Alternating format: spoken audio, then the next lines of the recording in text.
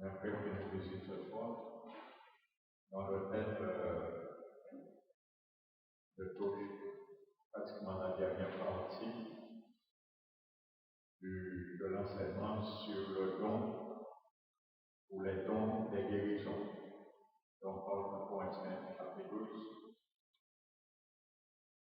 Et nous arrivons au terme de ce dernière partie de ce thème des dons des guérisons. Donc, la dernière fois, nous étions arrêtés.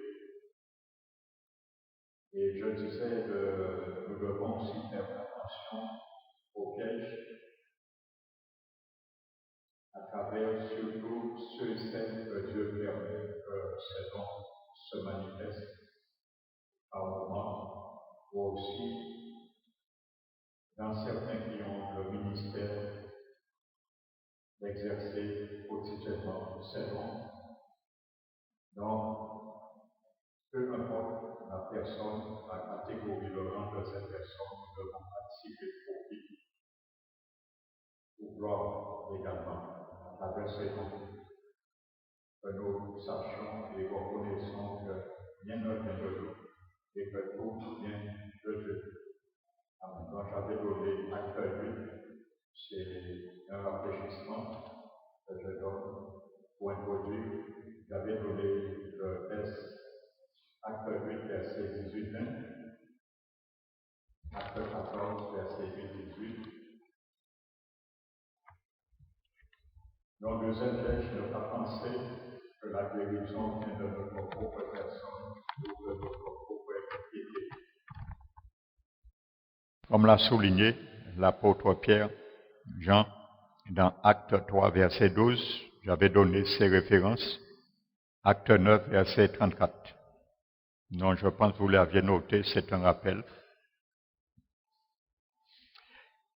Nous ne devons pas également aussi, le piège et le danger aussi de prétendre que toute maladie vient d'un péché personnel et ainsi culpabiliser le malade. Donc j'avais donné comme référence Jean chapitre 9, verset 2, qu'on amenait un aveugle né pour Jésus et les disciples ont posé la question à Jésus, qui a péché, est-ce que c'est ce jeune homme ou ses parents? Donc Jésus avait répondu, ce n'est pas savoir qui a péché, mais cette maladie a été faite afin que les œuvres de Dieu soient manifestes. Amen. Parce que je disais parfois, il y a des enfants qui naissent infirmes. Qu'est-ce que l'enfant a fait comme péché pour ça? Non. C'est une conséquence peut-être des péchés de ses parents ou ceux des grands-parents. Ou aussi une malédiction aussi qui peut toucher l'enfant. Mais en ce qui concerne l'enfant, lui-même n'a commis aucun péché. Donc c'est des choses qui arrivent et l'enfant peut grandir avec cet handicap, cette infirmité, et on peut penser aussi comme les disciples, dire un jour qu'elle est comme ça parce qu'il a fait tel ou tel péché, or qui n'est pas le cas.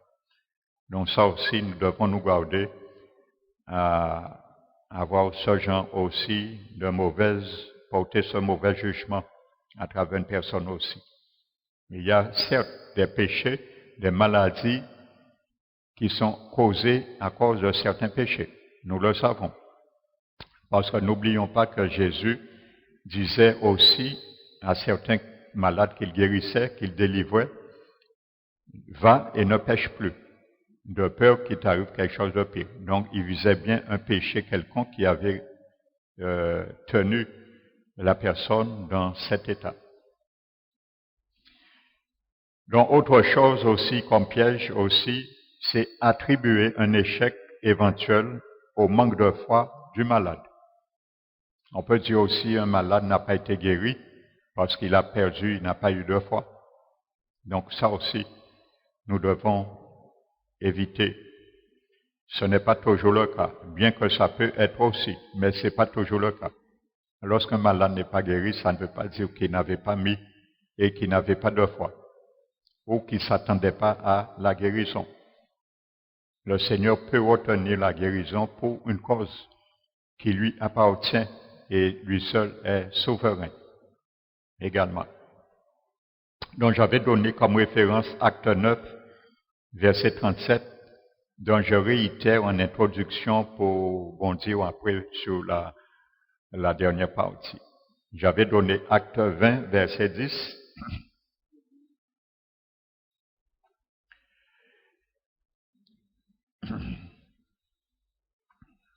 Donc, et dernier point,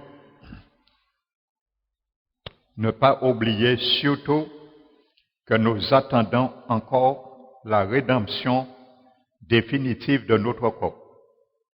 Ça veut dire si dans ce siècle présent, nous avons cherché, nous avons attendu une guérison, et Dieu a permis que nous partons un jour sur ce monde terrien avec toujours, en espérant et en cherchant la guérison, nous l'aurons dans le monde à venir, ou à la résurrection.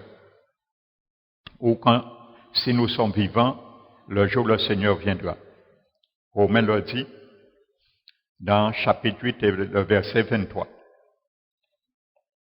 Et que celle-ci n'aura pas lieu plutôt avant la résurrection de ceux qui sont en Christ lors de son retour.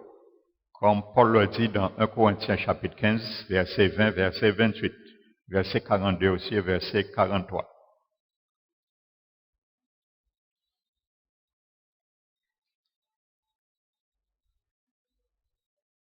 Amen. Et un autre point, je vais souligner, en tant qu'évangélique, nous manquons d'une théologie de la souffrance. Même si c'est difficile à accepter, il faut savoir que Dieu règne aussi sur la maladie. Amen.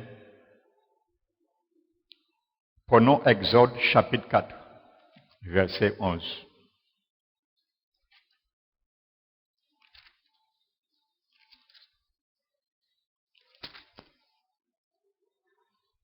Exode chapitre 4, verset 11. L'Éternel lui dit, « Qui a fait la bouche de l'homme et qui rend muet ou sourd, voyant ou aveugle? N'est-ce pas moi l'Éternel? » Donc voyez, l'Éternel, il ne faut pas oublier, il règne aussi sur la maladie. S'il envoie des flèches sur ses propres enfants, comme le psaume 38, je crois, David l'a dit, Éternel, tes flèches m'ont atteint et ta main s'est appesantie sur moi. Il règne aussi sur la maladie. Donc parfois le Seigneur peut permettre, bien qu'il n'est pas l'auteur, je le dis bien, il n'est pas l'auteur de la maladie. L'auteur de la maladie, c'est Satan. Mais il peut permettre, momentanément, pour ça nous permettre d'être comme un garde-fou, pour nous tenir dans une position que l'Éternel veut nous ramener. Et ensuite, il ôte la sentence lorsqu'il a vu que nous avons obtempéré ou que nous avions compris ce qu'il voulait que nous comprenions. Amen. Donc, il ne faut pas que nous l'oublions, même si c'est difficile à accepter. Je dis bien, Dieu n'est pas l'auteur de la maladie, mais il règne aussi sur la maladie.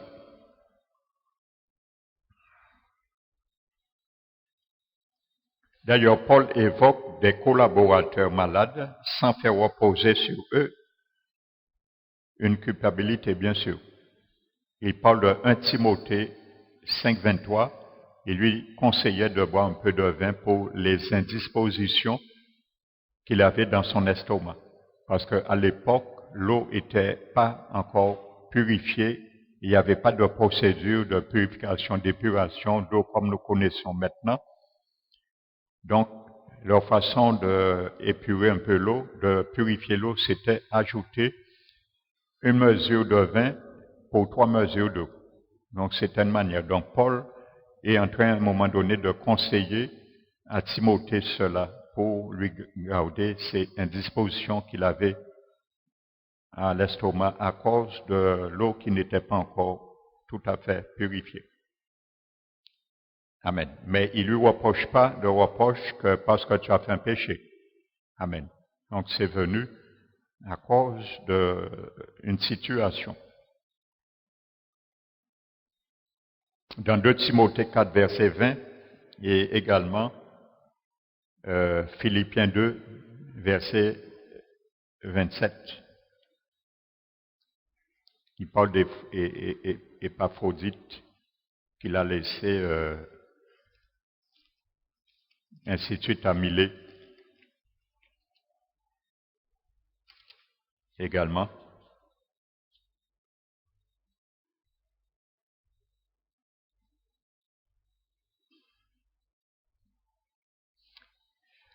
Verset 25, Philippiens 2, par exemple, Paul dit, j'ai estimé nécessaire de vous envoyer mon frère Épaphrodite, mon compagnon d'œuvre et de combat, par qui vous m'avez fait parvenir de quoi pourvoir à mes besoins.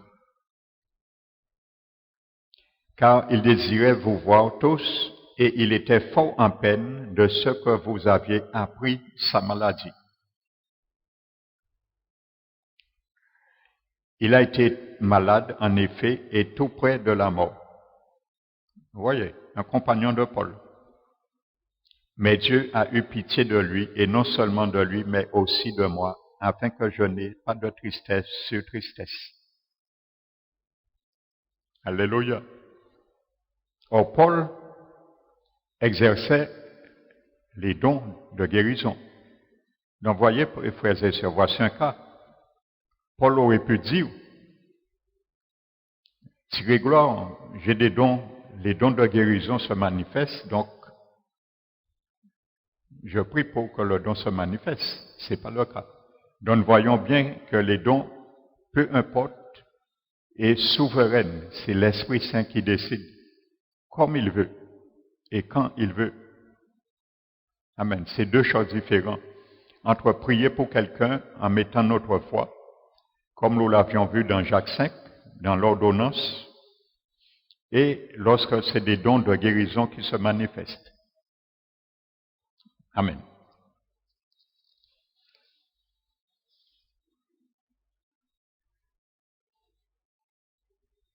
Nous savons, notre grande espérance également, que la souffrance sera certes étrangère de la nouvelle création que nous attendons. Comme dit Apocalypse chapitre 21, verset 4, il n'y aura ni maladie, ni deuil, ni souffrance, ni mortalité, ni vieillesse, ni rides, ni larmes. Amen. Quand nous allons retourner dans le jardin d'Éden. Alléluia. Dont sa splendeur atteindra son paroxysme. Amen. C'est notre espérance. Mais Dieu permet qu'elle fasse partie de notre expérience sans que celui-ci qui en est atteint soit nécessairement responsable de cette situation, comme je l'ai dit.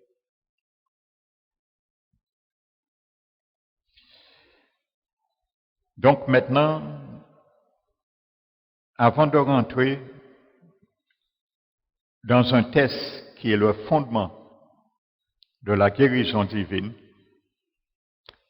que nous tous, nous savons, nous connaissons,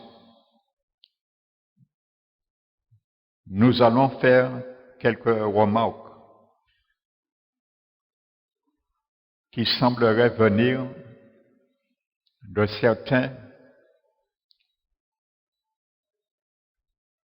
qui doutaient que Dieu avait vraiment fait une alliance de guérison à travers ce fondement. Donc, nous savons le test le plus utilisé pour affirmer cela, de tous doivent être guéris ici-bas, que tous doivent être guéris ici-bas, se trouve dans Ésaïe, le chapitre 53, et particulièrement les versets 5 et 4. Que la Bible dit, Cependant, ce sont nos souffrances qu'il a portées. C'est de nos douleurs qu'il s'est chargé. Nous savons qu'il s'agit de Jésus-Christ. Et nous l'avons considéré comme puni, frappé de Dieu et humilié. Mais il était blessé pour nos péchés, brisé pour nos iniquités. Le châtiment qui nous donne la paix est tombé sur lui. Et c'est par ses meurtrissures que nous sommes guéris.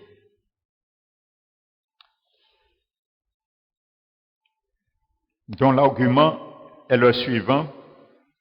Si Christ a porté nos souffrances, et si par ses meurtrissures nous sommes guéris, alors cette expiation rend possible non seulement le pardon, mais encore la guérison. Ce qui est vrai, d'une certaine façon. Si Christ a porté mes maladies, je n'ai pas à le faire normalement, ce qui est logique. Amen. Bien, ce n'est pas toujours le cas, malheureusement. Donc, comme je disais, avant de venir sur le fondement même de Ésaïe 53, parce que vraiment, il y a une instruction, un enseignement vraiment instructif dedans. Amen. Donc, avant, je vais faire une discrétion. Cependant, le mot maladie aussi est généralement utilisé par les livres prophétiques. Par exemple, Jérémie 6, verset 7, Osée chapitre 5, verset 13. C'est d'ailleurs par ce mot que le prophète diagnostique la situation morale d'Israël. Ésaïe 1, verset 5. Nous allons le prendre. Ésaïe 1 et verset 5.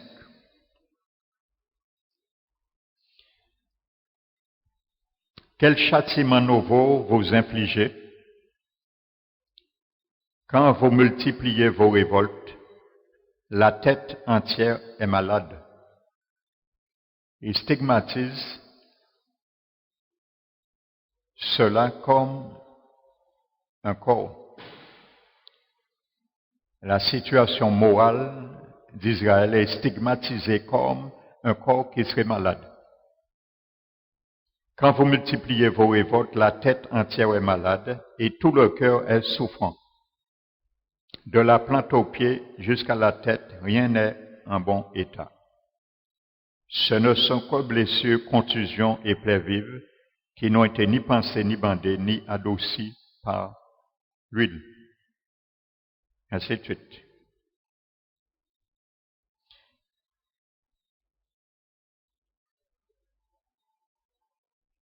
Donc le mot guérison s'applique également à d'autres réalités que la guérison de maladies corporelles.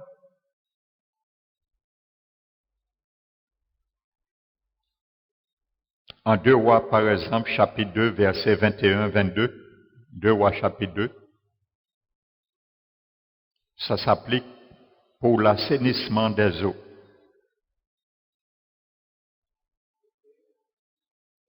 Deux Rois, chapitre 2, versets 21-22.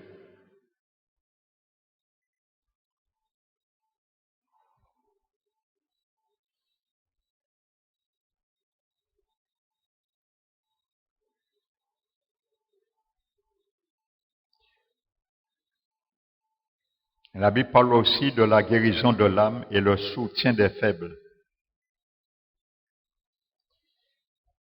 Prenons Ésaïe 57.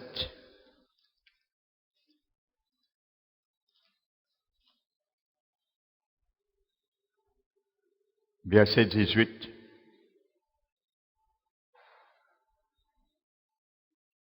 J'ai vu ses voix et je le guérirai. Je lui servirai de guide et je le consolerai, lui et ceux qui pleurent avec lui.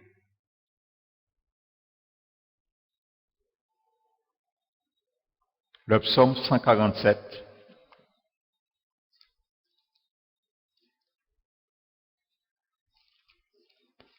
Et le verset 3. Il guérit ceux qui ont le cœur brisé et il pense leurs blessures.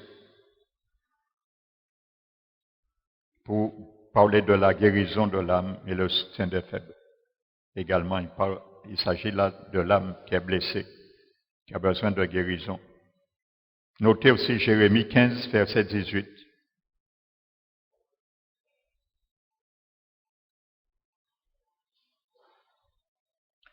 Et ce mot guérison, plutôt maladie, s'applique souvent au pardon des péchés ou au rétablissement d'un peuple, comme en Ésaïe, chapitre 1, noté verset 26, Jérémie 6, verset 14,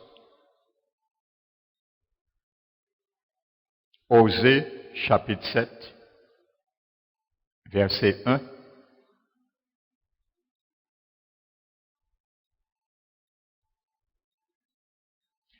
donc, en quelque sorte, si nous prenons Ésaïe 52, verset 13, et Ésaïe chapitre 53, verset 4, comme nous l'avons vu,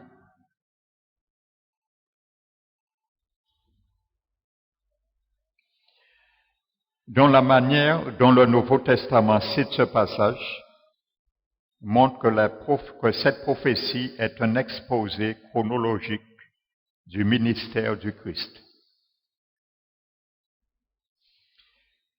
Par exemple, Ésaïe 52, verset 13 et Ésaïe 53, verset 4 parlent du ministère particulièrement terrestre de Christ.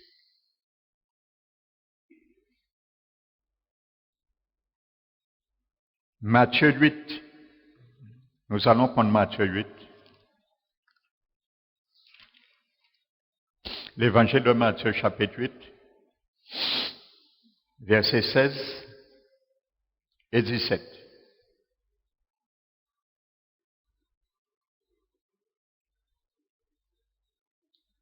Le soir, on amena auprès de Jésus plusieurs démoniaques. Il chassa les esprits par sa parole et il guérit tous les malades, afin que s'accomplisse ce qui avait été annoncé par Ésaïe, le prophète. Il a pris nos infirmités et il s'est chargé de nos maladies. Dans Matthieu 8, 16, 17, cite Ésaïe 53, chapitre 53, verset 4. Alors que Jésus guérit plusieurs personnes. Amen. Toujours le chapitre 53 d'Ésaïe, le verset 5 à 10, parle de la mort expiatoire du Christ. Prenons 1 Pierre, l'épître de Pierre, le chapitre 2. Première épître de Pierre et le chapitre 2, 1 Pierre 2, versets 24 à 25.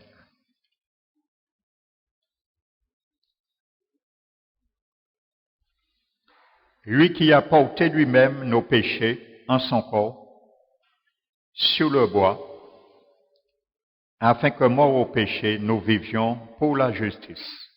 Lui, par les meurtrissures duquel vous avez été guéris, car vous étiez comme des brebis errantes, mais maintenant vous êtes retournés vers le berger et le gardien de vos âmes. Dans 1 Pierre 2, 24, 25, cite Ésaïe 53, 5, en l'appliquant au péché et non à la maladie là. Amen. Vous voyez, là il s'agit du péché et non attribué à la maladie. Donc c'est un exposé chronologique du ministère de Jésus.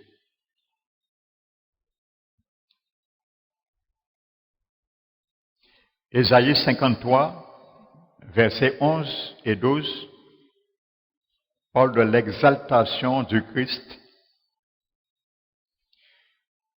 sacrifice de culpabilité et non de guérison, justification et non guérison. Donc, afin de pardonner, pouvoir pardonner, Christ est devenu péché pour nous. 2 Corinthiens, chapitre 5, verset 21 le dit. 2 Corinthiens 5, verset 21. Afin de pouvoir pardonner, Christ est devenu péché pour nous. Il n'est pas devenu maladie. L'Épître aux Hébreux montre combien Christ a payé pour le péché, non pour la maladie. Mais nous allons voir que par le même sacrifice expiatoire, il a payé pour la maladie également.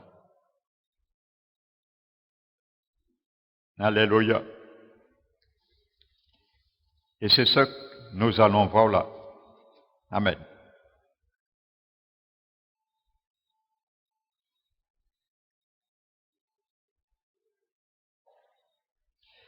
Donc maintenant, nous savons que les traductions, nos Bibles en français, elles sont fiables, bien sûr. Nous avons vraiment la parole de Dieu. Mais nous devons nous rappeler parfois que nos Bibles sont en fait des traductions et qu'en les comparant et surtout en sculptant les textes d'original en hébreu, nous pouvons parfois gagner un enrichissement précieux dans nos études. C'est ce que nous allons voir et découvrir dans ce texte d'Ésaïe 53, qui est le fondement vraiment de la guérison. Prenons maintenant Ésaïe 53.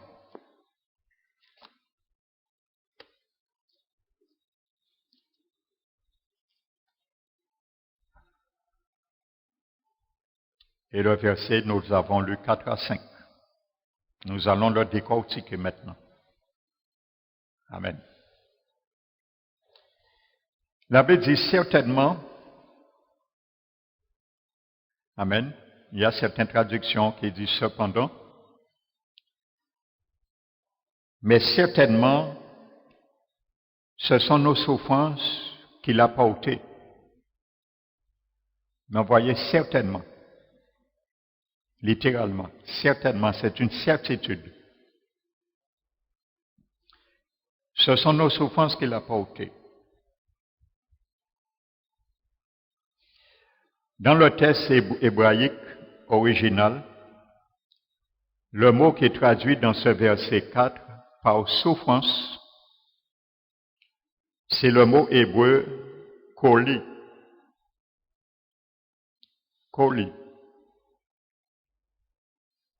Et ce mot koli, en hébreu, veut dire littéralement maladie.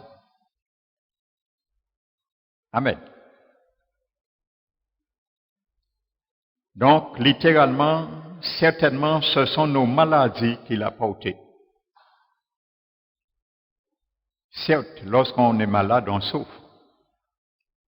Amen. Et nous allons prendre quelques versets, parce que la Bible dit qu'un témoignage est authentifié sur la déposition de 2 ou 3 témoins. Nous allons prendre quelques versets textes bibliques où on retrouve ce même mot koli, qui veut dire maladie, littéralement. Prenons Deutéronome, chapitre, ne perdons pas Isaïe. Prenons Deutéronome, chapitre 7.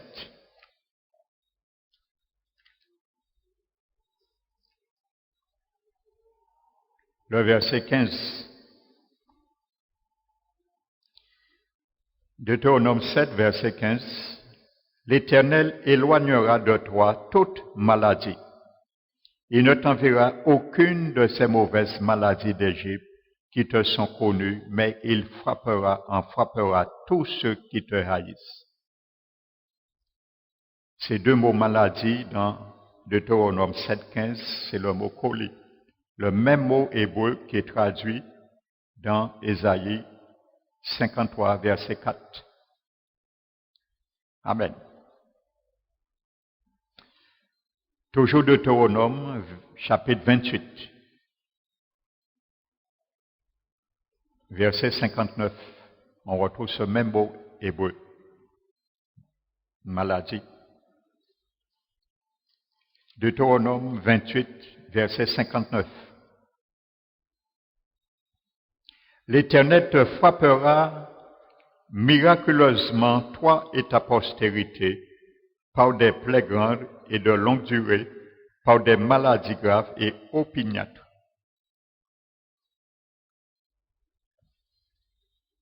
Le mot maladie là, c'est le même mot hébreu qu'on retrouve dans Ésaïe 53, qui est traduit par souffrance. Littéralement, maladie.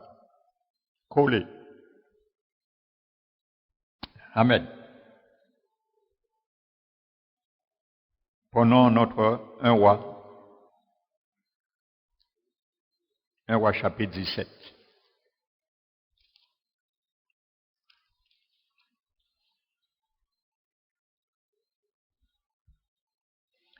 Un roi 17, verset 17. On retrouve ce même mot collé, maladie en hébreu, qu'on a traduit par souffrance dans Ésaïe. Je prends ça pour vous décortiquer. Ce fondement de la guérison fait partie de l'expiation. Amen. Autant Jésus a expié nos péchés, il a expié nos maladies. Amen. Ne pas le considérer dans sa totalité, c'est considérer que Jésus peut sauver quelqu'un, certains, sans expier leurs péchés aussi. C'est la même réalité. Or, ce n'est pas le cas. La Bible dit, après ces choses, le fils de la femme, maîtresse de la maison, devint malade. Et sa maladie fut si violente qu'il ne resta plus en lui de respiration. Le mot maladie là, c'est le mot colis. Le même mot qu'on retrouve dans Ésaïe 53, 4.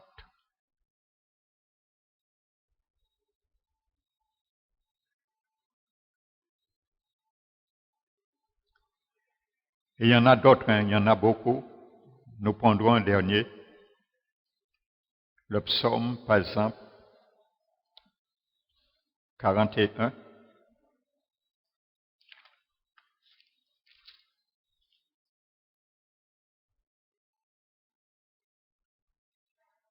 Verset 4.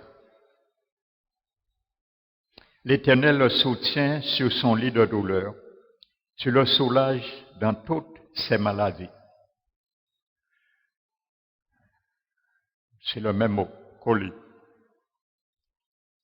Donc je vous donne 2 références encore, vous allez les vérifier chez vous. Dans 2 Rois, chapitre 1, verset 2. 2 Rois 1, verset 2. 2 Rois, chapitre 8, verset 8, 9.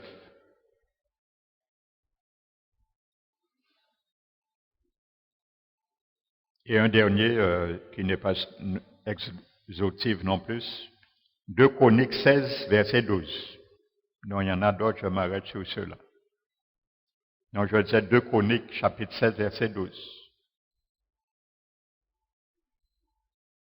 Et ce mot collé hébraïque, qui veut dire maladie, est employé 24 fois.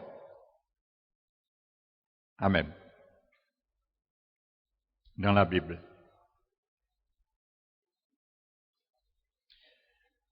Donc maintenant, en comparant plusieurs traductions, je vais vous donner quelques traductions et selon les traducteurs, les traductions, quel mot, définition qu'ils ont choisi. Mais là, je vous ai démontré littéralement le mot hébraïque. Amen. Donc toujours dans ce verset 4, le mot souffrance, maladie plutôt qui est traduite par souffrance. Donc, on trouve la traduction souffrance dans la traduction de Louis II. Vous allez trouver souffrance et non maladie. Second, la Bible de Colombe, la Bible de Tob et la Bible de Jérusalem. À la place de souffrance, vous allez trouver le mot langueur. Langueur. Dans la traduction, au lieu de souffrance maintenant, je vous ai montré quelques traductions, vous allez trouver souffrance. Maintenant, je vous donne quelques traductions, au lieu de souffrance, vous allez trouver langueur. Donc c'est la version Darby, la traduction Osterwold,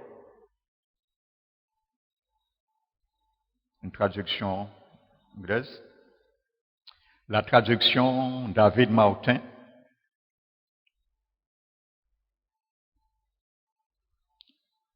et maintenant des traductions que nous retrouvons, le sens littéral, maladie.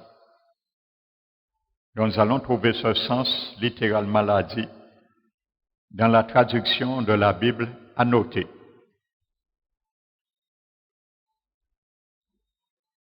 Dans la Bible Rabbina, la Bible du Semeur,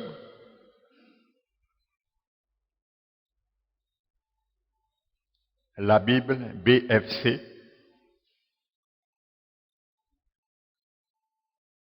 et une dernière traduction, au lieu de trouver souffrance, ils ont traduit mots, des mots. C'est la version Kouaki. Chouaki ou Kouaki. La version Chouaki, donc c'est le mot mot. M-A-O-X. Le pluriel de mal. Amen. Donc nous revenons à Ésaïe 53. C'est de nos douleurs qu'il s'est chargé. Toujours le verset, deuxième partie du verset 4. C'est de nos douleurs qu'il s'est chargé. Amen. Donc, dans le texte toujours hébraïque, le mot hébreu qui est traduit, avant ça j'ai oublié de donner la définition hébraïque du mot porter. Après souffrance. Ce sont nos souffrances qu'il a portées. Dans le mot hébreu qui est traduit par porter, c'est le mot naza. Naza. Et ce mot naza, littéralement, veut dire soulever. Il a soulevé nos maladies. Ça veut dire soulever, porter au loin.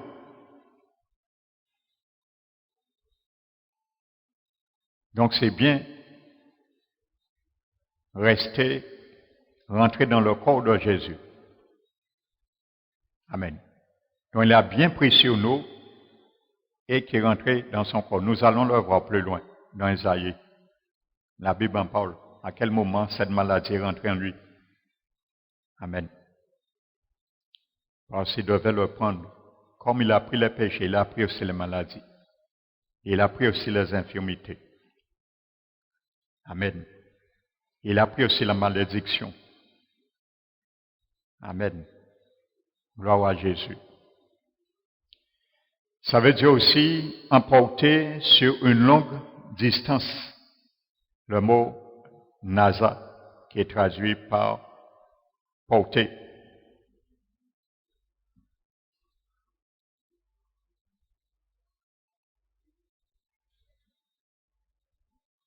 Et dans le sens figuré, ça veut dire endurer un châtiment pour quelque chose.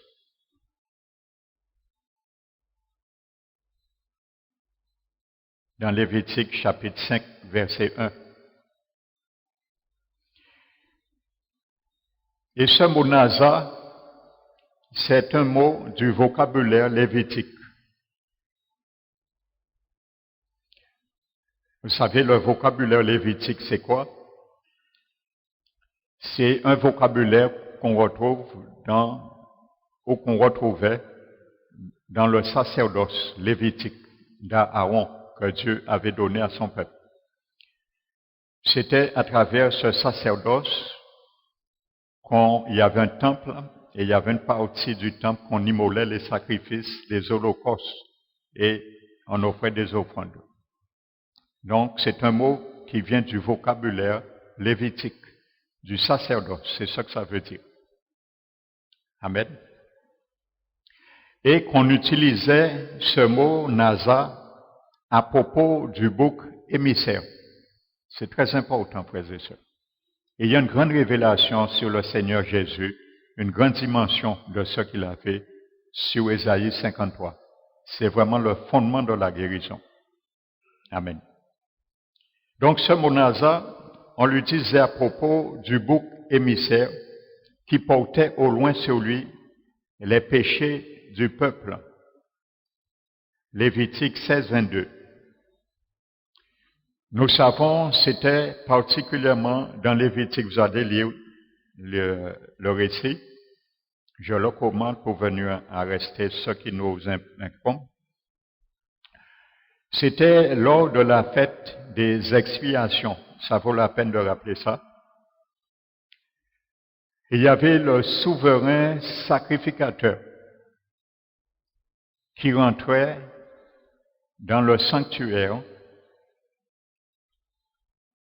avec un jeune taureau pour ses péchés et pour les péchés de sa famille. Il rentrait, il l'immolait et il rentrait avec son sang dans le lieu très saint. Et il aspergeait le sang pour ses péchés et les péchés de sa famille parce qu'il représentait le peuple. Amen.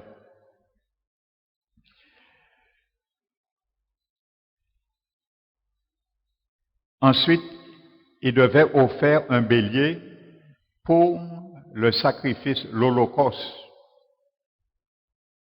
d'expiation, un bélier pour l'holocauste. Ensuite, il devait prendre maintenant, il y avait 2 boucs qui étaient apportés à ce souverain sacrificateur par Israël, le peuple. Et parmi ces 2 boucs, il y avait un bouc qui était réservé à l'Éternel, et il y avait un deuxième bouc qui était réservé pour porter les péchés. Et c'est ce bouc qu'on appelait le bouc émissaire. En hébreu, ça s'appelle Azazel, le bouc émissaire.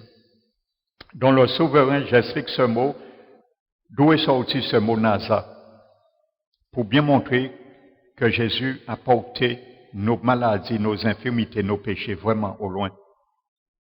Et quand il nous a pardonné, qu'il vraiment oublie, comme dit le psaume, je crois, 103. Autant l'Occident est éloigné de l'Orient, autant il éloigne de nous nos péchés, et il les oublie. Et le souverain sacrificateur tire au sort sur ces 2 boucs. Il y avait un par tirage au sort qui était consacré à l'Éternel, et c'est ce bouc qu'on immolait. Il était réservé pour l'expiation. Donc son sang était coulé, et le souverain sacrificateur allait dans le lieu très saint, et il aspergeait le sang, il apportait le sang pour les péchés du peuple, de la nation. Et le deuxième bouc, on ne le tuait pas, on ne l'immolait pas. Il venait, il imposait ses mains sur la tête de ce bouc. N'oubliez pas ce que Jésus a dit sur la croix à son Père, juste avant d'expier. Il a dit, Père, je remets mon esprit entre tes mains. Et bien, à ce moment, l'image de ça représente l'esprit de Jésus. Lorsqu'il a remis son esprit humain dans les mains du Père, c'est comme si le Père a imposé ses deux mains et il a mis tous les péchés de l'humanité, toutes les maladies, et à ce moment, l'esprit de Jésus est descendu en enfer. Amen. C'est la même réalité. Pour expier et emporter ses péchés afin que nous soyons soustraits. Il devait payer la sentence. Donc le souverain sacrificateur imposait ses mains sur la tête du bouc et il confessait tous ses péchés du peuple. Et ensuite, il y avait quelqu'un qui était en charge, il amenait ce bouc devant le mont des Oliviers et on le lâchait dans un désert en sachant que le bouc ne reviendrait plus jamais. Donc il va mourir parce qu'on le lâchait dans un endroit aride, il n'y a ni d'eau, ni à manger. Donc il mourait, mais il a porté. Donc c'est une image de Christ qui prend nos péchés et qui les éloigne au loin. Le premier bouc représentait Jésus qui meurt, le sang pour nos péchés. Le deuxième bouc représente la deuxième partie de son sacrifice expiatoire. Il porte les péchés qui résultent de sa mort, dont les deux vont de pair. Donc ces deux boucs représentaient deux emblèmes du Christ. Il emporte nos péchés au loin, résulte du fait qu'il est mort, du fait que le premier bouc, le sang a été accepté, agréé devant le Père. Donc il peut porter nos péchés au loin. Donc c'est là qu'est sorti ce mot Nazar. Amen. Alléluia. Et c'est la même chose, endurer un châtiment pour quelque chose, soulever, porter au loin, emporter sur une longue distance. Amen. Alléluia. C'est pour ça que quand le Seigneur nous pardonne nos péchés, le diable peut venir nous accuser. Avec autorité, on peut lui dire, Satan, au péché trouvé. Jésus porté si une grande distance. Alors péché peut trouver. Alors pas qu'ils aient moins. Au nom du Seigneur Jésus. Amen.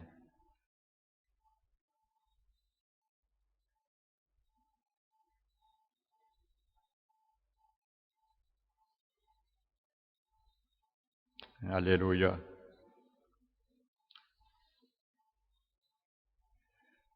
Donc, c'est la même chose. On retrouve le mot porter.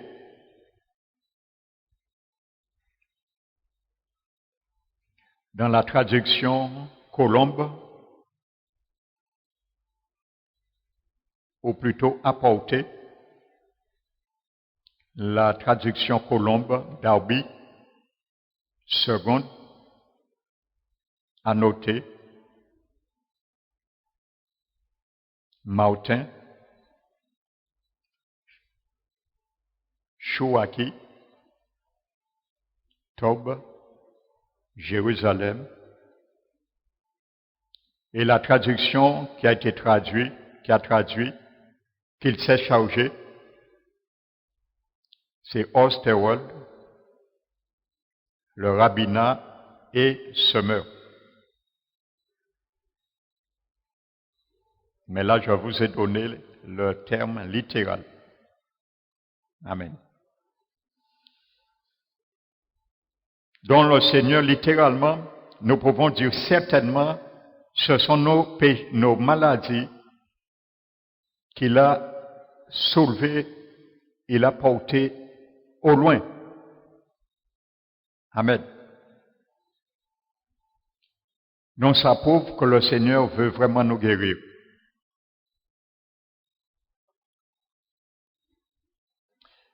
Maintenant, continuons. Venons maintenant à la deuxième partie. C'est de nos douleurs qu'il s'est chargé. Dans Ésaïe 53, la deuxième partie du verset 4.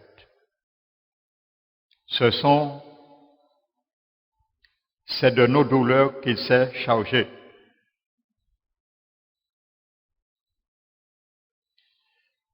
Maintenant, dans le mot, la version littérale hébraïque, le mot douleur en hébreu, c'est le mot makob. Makob.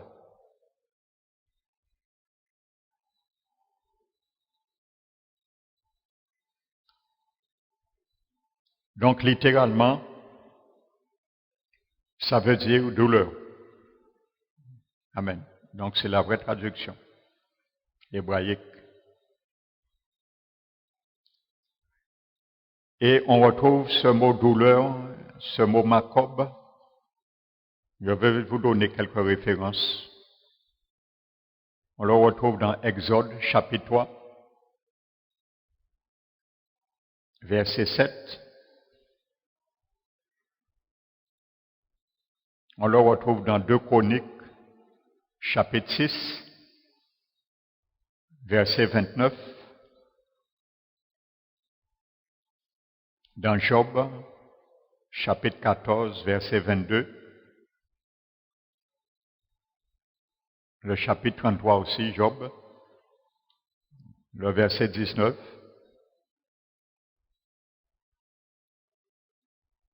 On le retrouve dans Jérémie, chapitre 30, verset 15. Et je donne un dernier, il y en a d'autres. On le retrouve dans Lamentation de Jérémie, chapitre 1, verset 12, verset 18. Donc ce mot, makob, il est employé 16 fois dans la Bible. Amen.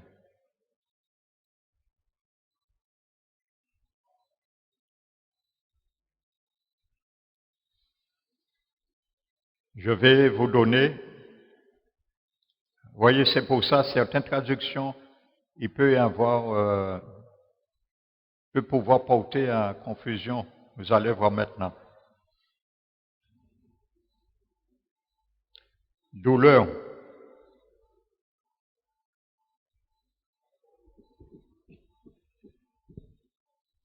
Les traductions qui ont traduit le mot douleur, qui est littéral, on le retrouve dans la traduction, la Bible de Colombe. Darby, second, annoté, Osterwood, David Martin, Chouaki, Tob, Jérusalem, et les traductions qui ont gardé traduit le mot souffrance. Au lieu de douleur, ils ont mis souffrance. C'est la version Rabbina. Le Semeur, la Bible du Semeur et BFC.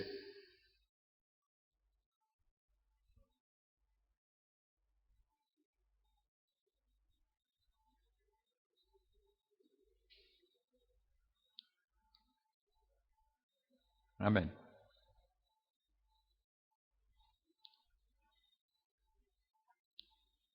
Maintenant, le verbe charger, c'est de nos douleurs qu'il s'est chargé.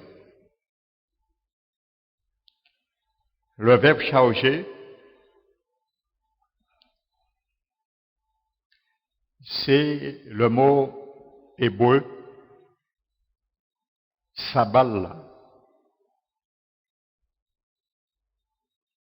Donc, c'est le mot hébreu sabal.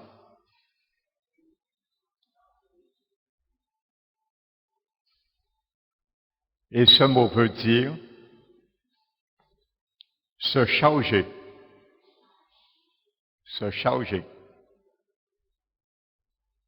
Porter quelque chose comme un châtiment.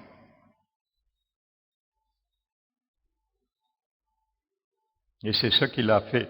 Il a porté vraiment, car c'est un châtiment pour nous donner la paix.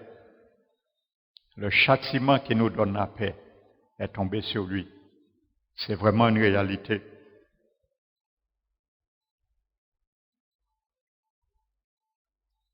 Ce mot sabbat évoque une substitution. Et Jésus s'est substitué à nous, à nos maladies, à nos infirmités, à nos péchés. Comme le bouc Azazel, émissaire, était substitué à nous, parce que c'est sur lui qu'on attribuait tous les péchés et représentait, c'était une typologie de notre Seigneur Jésus-Christ. Amen. Donc, on retrouve cette réalité. Ça évoque une substitution, une répercussion. Amen. On trouve ce mot hébreu, par exemple, dans le livre de Lamentation, le chapitre 5 et le verset 7.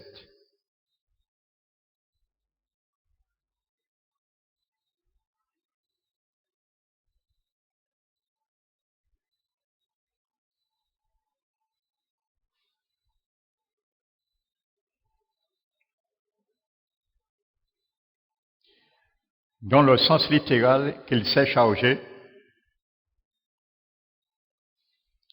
dans les traductions qui ont gardé ce sens littéral, c'est Colombe, Darby,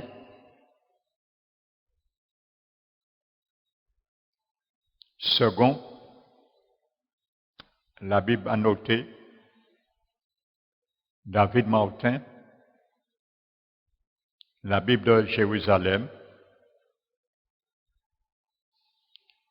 Par contre, il y a des traductions qui ont traduit qu'il a porté, bien qu'il n'y a pas de grande différence, mais c'est une question de test littéral. Dans les versions qui ont traduit qu'il a porté au lieu qu'il s'est chargé, c'est Osterwald, la version Rabbina.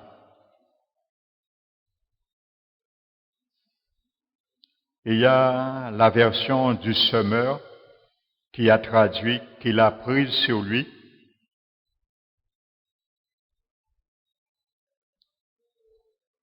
Et la version Shouaki et Tob, il a traduit qu'il supportait.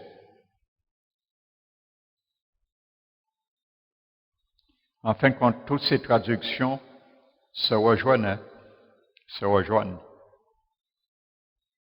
Mais l'original, c'est qu'il s'est chargé. C'est le mot sabal.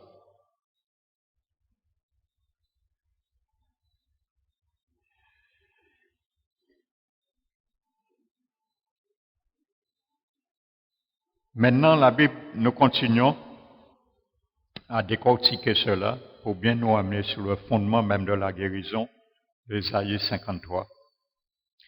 Et nous l'avons considéré, revenons à Ésaïe, et nous l'avons considéré comme puni, frappé de Dieu et humilié.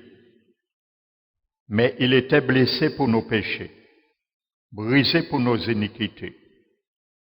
Le châtiment qui nous donne la paix est tombé sur lui, et c'est par ses meurtrissures que nous sommes guéris.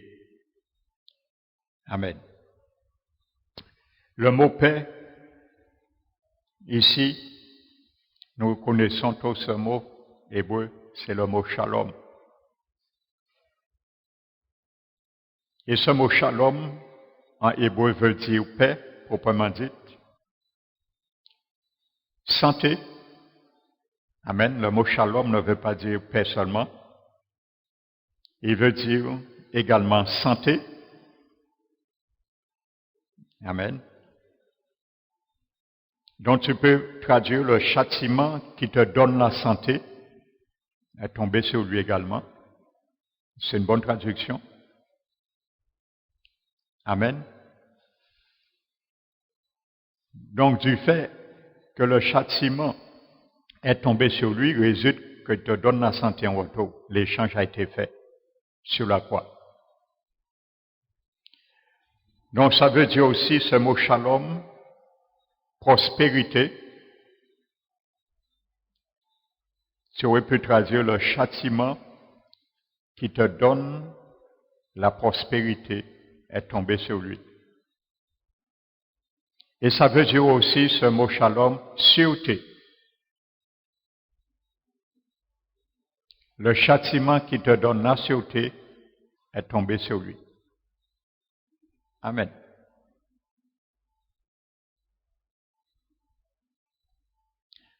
Donc ce mot shalom comporte l'idée de restauration dans tous les domaines, frères et sœurs. Amen. À cause de ces meurtrissures, le Seigneur peut nous restaurer dans tous les domaines de notre vie. La paix, notre santé, notre prospérité, notre sûreté. Amen. Jésus a tout prévu, hein. Il n'a rien oublié, frères et sœurs. Tout ce que nous avions failli par Adam au jardin d'Éden, le Seigneur est vraiment le deuxième Adam. Alléluia.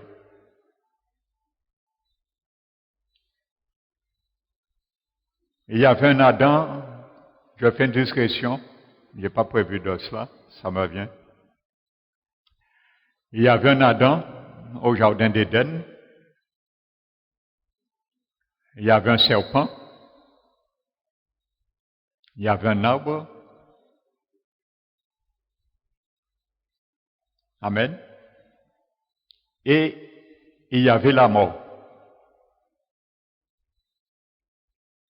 Dans un autre jardin, au jardin de Gethsémane, il y avait un autre Adam. La Bible appelle Jésus le dernier Adam. Les deux Adams se sont trouvés dans un jardin. Le premier Adam est mort dans un jardin d'Éden. Le deuxième Adam est mort dans un jardin à Gethsémane. Il y avait un arbre au jardin d'Éden, l'arbre de la connaissance du bien et du mal. Le premier Adam l'a pris. Le deuxième Adam est mort aussi sur un arbre. Et le premier Adam est mort par un arbre. Le deuxième Adam est mort dans le jardin sur un arbre. Amen. C'est le même mot grec qui est traduit par arbre et bois. En grec, c'est le même mot grec. Arbre et bois. C'est le même mot grec. C'est avec du bois, d'un arbre qu'on a fait le poteau que Jésus secouait. Il y avait un serpent au jardin d'Éden, et il y avait aussi un serpent au jardin de Gethsémane. Le diable, il était des deux côtés. Vous allez dire comment? Il est rentré dans un serpent au jardin d'Éden, mais au jardin de Gethsémane, il est rentré dans un homme, à la personne de Judas. Et Judas a porté ce serpent et l'a emmené au jardin de Gethsémane. Alléluia.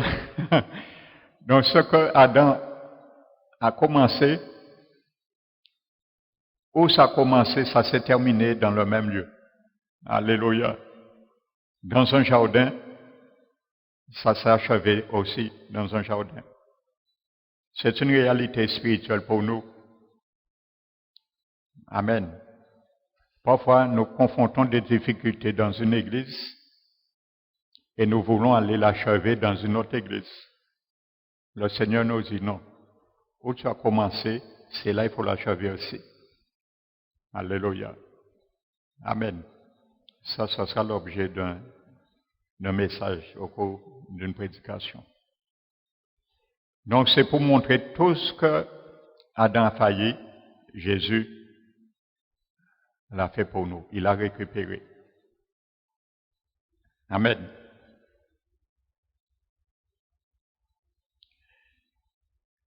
Donc, je disais, ça comporte ce mot shalom, l'idée d'une restauration dans tous les domaines.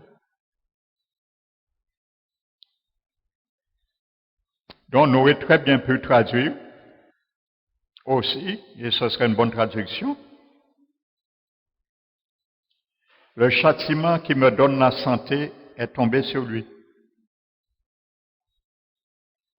Pour ceux et celles qui ont l'esprit cartésien, qui ne veulent pas admettre cela. Vous savez, il y a certains chrétiens dans des dénominations qui combattent cela. Ils vous disent que Jésus n'a pas porté nos maladies. Ils vous disent que c'est la maladie spirituelle que Jésus a portée. C'est pour ça que j'ai pris du temps à décortiquer cela avec vous. Amen. Jésus a porté sur la croix, dans son expiation, toute maladie physique, corporelle et maladie spirituelle. Il a traité sur un même bois, sur un même sacrifice, il a tout traité. Il n'est pas monté sur deux croix différentes. Il dit, je vais traiter sur cette croix les péchés. Je vais monter sur une deuxième croix, la maladie. Non. Une même croix, un même sacrifice, même châtiment pour tout.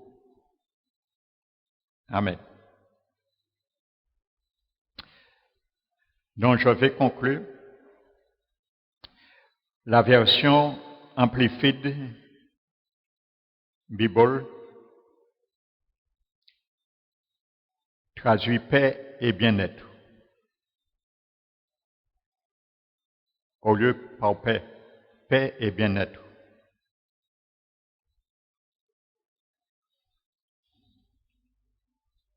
Et il y a la traduction James Moffat.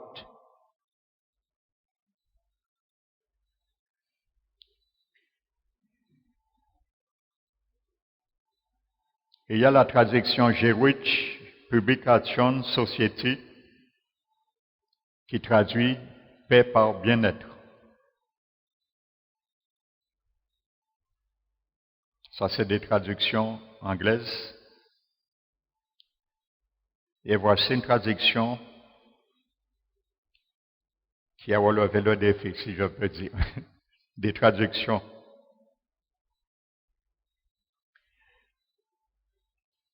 Il y a la traduction New English Bible, la traduction révisée Standard Version a traduit paix par santé. Amen. Le châtiment qui nous donne la santé est tombé sur lui. Et je vais m'arrêter ce soir-là pour conclure mercredi prochain sur le reste, pour venir vraiment, que c'est vraiment le test Ésaïe 53, le fondement de la guérison. Et que l'expiation a été faite pourvue aussi bien pour la maladie que pour les péchés. Comme certains le pensent, que la maladie ne fait pas partie de l'expiation. Amen. Donc, s'il y a une question à poser sur ce que nous avions vu ce soir, vous pouvez poser.